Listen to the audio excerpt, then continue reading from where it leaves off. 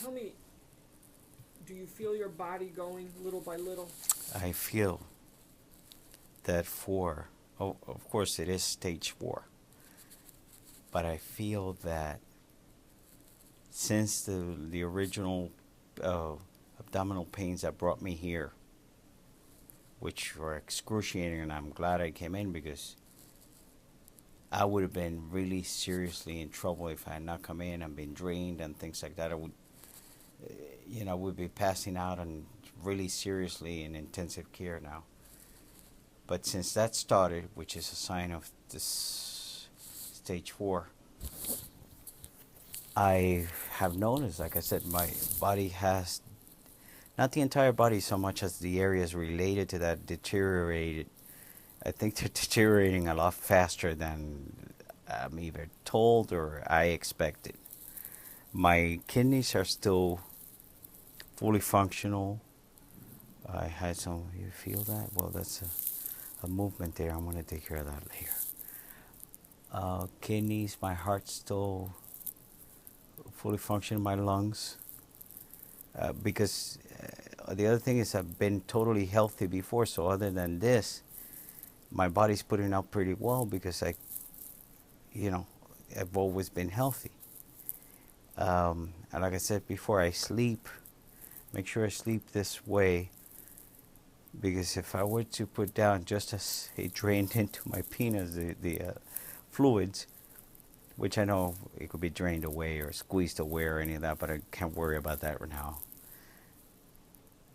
If I don't sleep like this, I'm afraid that the fluids are actually going to start draining the opposite way. They're not even draining to the legs because I keep that elevated the right way too. So they're staying here, but I can't afford to try to take the pressure off here, let the fluids go up the other way and end up in lungs, and lungs lead to heart, and then maybe, who knows, go into the head, and then I'll be all swollen in the neck. And I don't know if you noticed, but I have noticed I have lost weight. In spite of the fluid weight that I'm retaining, I do know I have been losing weight between eating less and, throwing up. And yeah, I know the body is using the energy to try to recover, which is good that I was healthy. Had it been someone with any other kind of problems like heart or blood pressure or any of that, it would be a lot harder. But, I think I could, at the rate is going, I need to see over the weekend. I need to see, one, look, already building up, and I'm even on just a liquid diet. I didn't even eat too much yet.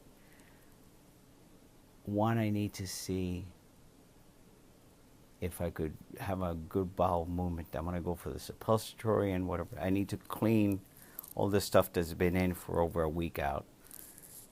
Then see if I could start eating regular, even if it's not much, either pureed or, but I start eating regular. And then from what it seems, the draining of the fluids of the abdomen, that's progressing pretty fast to where I'm building up faster than, than when I came in. So if somehow I could keep that balanced and under control, I could keep the pain down, the amount of medications down.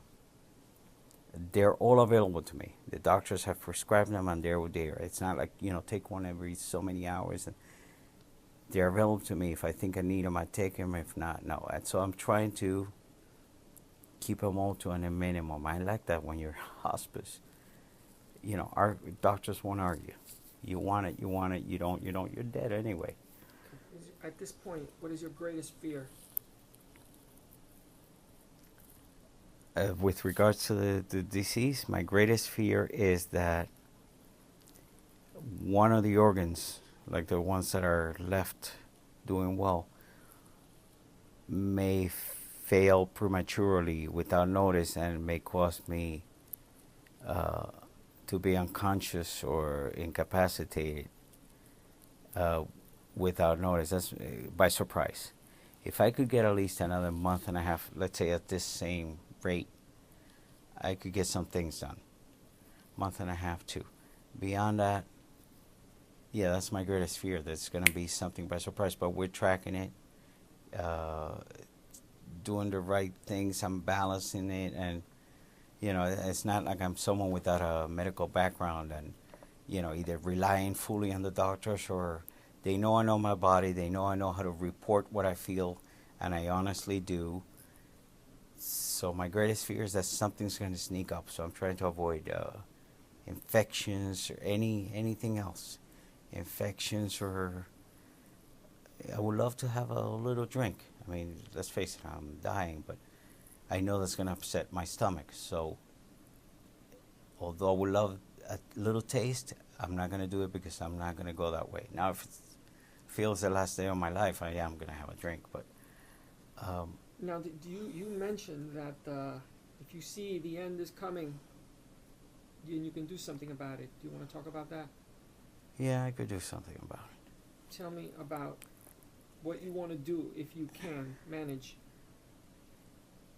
Pain, I'm very heavy threshold for pain, so pain I could take. What I'm talking about being unable to manage is when other organs are invaded, and then there's no control over them. I might consider, if I think I could still do other things, dialysis maybe, but that would be an extreme end. It probably wouldn't even. It would be offered, but then if the heart, I feel that the heart is weakening. My heart's pretty strong. No, that's not what I'm talking about. You were talking about. Okay, but let me get there. Okay. If those things begin to fail to the point that I feel they're not going to be working with me, and then that thing that I said could happen at any time where I could be out, and then I'd be on machines. I have asked that my family, do not resuscitate, do not put me on machines. But those are going to be not only miserable last moments to the last breath, but I'm not going to be able to communicate. So, in spite of U.S. law that I have zero respect for with regards to this, or any other country's law with regards to this, I think every person's life is their own. I'm not a depressed guy. I'm not any of those that wants to commit suicide. I'd love to stay alive. But when that time comes that I feel those things are about to happen, I will handle it in a way that won't be painful, and will allow me to say goodbye to everyone and take care of it. Nobody's fault. No one's going to aid. Every DA in the country can kiss my ass as far as thinking that, one thing is, don't show this until after I'm dead, but anyone else, the social workers and all these people that follow this algorithms that they have, he answer like this, he answer like that. Right now, will want me in a psychiatric institution or medication. I don't need medication. I'm not suicidal. I love life. The reason that I love life is I don't want to live a bad life. So, not suicidal or any of that, but understand this. I've always been capable of doing this, but at this desperate moment like that, someone gets between me and my last decision, they will end up going with me without hesitation. So leave me alone. Let me do my thing. I'm not going to ask for permission. I'm not going to ask for a machine or call Kevorkian or tell anyone. I'm not going to jump off a bridge, and I'm not going to make traffic stop. It'll be a peaceful way to go. I'm not going to make it messy either. So guns taken away or any of that, no. The truth is, if anyone wants to do something like that and they have their mind set for it, especially someone like me, you're not going to stop me. So what I would ask of anyone is, don't push me the other way. Because when someone gets between what I want, as bad as I would want to end it that way, and me, what do I have to lose? They'll go with me. I will take them with me, because in fact, it will make it even more satisfactory that I go in action. So no one should get involved in that. When that time comes, I will briefly inform whoever is important that it's going to happen, and then happen. Unless, of course, maybe I just go out of a heart attack or something. But do not resuscitate. I don't have it yet, because I think right now I could be resuscitated. But I'll have protocols that if certain organs and all that are failing, there's no sense in and keep on going on that. So yeah, I'm not in a rush for any of that to come. Hopefully it'll be 6 months.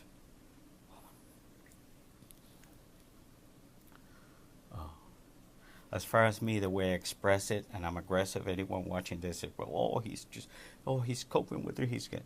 Listen, if you ever knew me, you know I could go violent at any time. So don't get in the way of what I decided. I didn't decide this is the other day when I found out. I didn't think about it. My entire life, I've always known.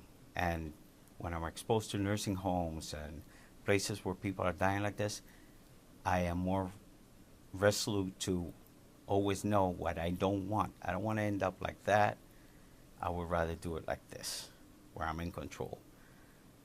I had a sergeant major friend of mine visit today, and my roommate somehow mentioned, how cool he is about this.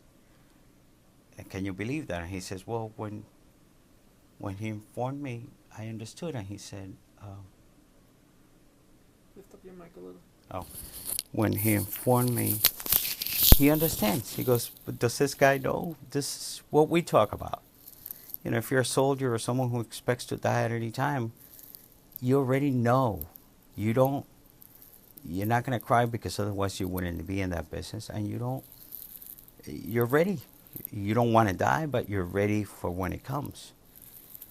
And we all talked about joking about, how someone wants to go this way, that way, in bed with a woman, or, in a fast car, whatever it is. Or in bed sleeping. Yes, everyone would love to go in bed sleeping healthy.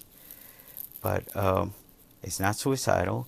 It's not that I'm thinking differently than people who either have no medical background, because every person that I meet in the medical field will agree with me.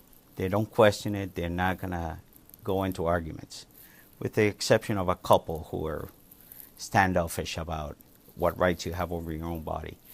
But people in the medical field, people in the military, people who put their lives at risk, other than the average person, civilian, who has very uninformed and uneducated opinions about the medical field or even the medical system or any of that, I don't listen to those.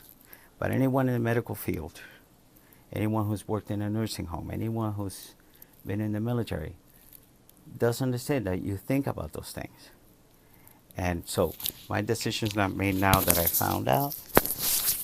My decisions, I always thought, if anything like this happened, how would I react to it? So it's not like people, oh, you think about it that way. When the moment comes, what? The moment comes, I'm going to chicken out. Then it goes your way. But I would not chicken out, because that would be the bad way to go.